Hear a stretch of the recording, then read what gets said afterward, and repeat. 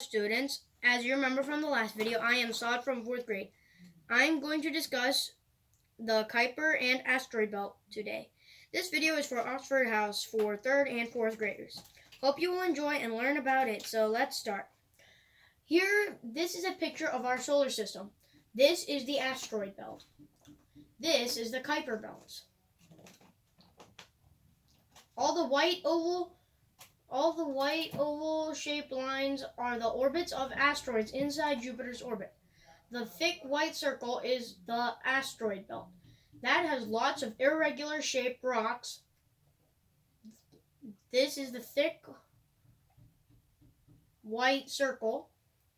These are the orbits of asteroids and meteoroids, but mostly asteroids. And this is Jupiter's orbit.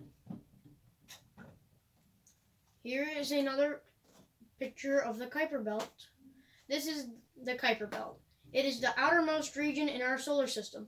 The next pictures are also of the Kuiper belt. As you see here, this is the Kuiper belt. And this is the Kuiper belt.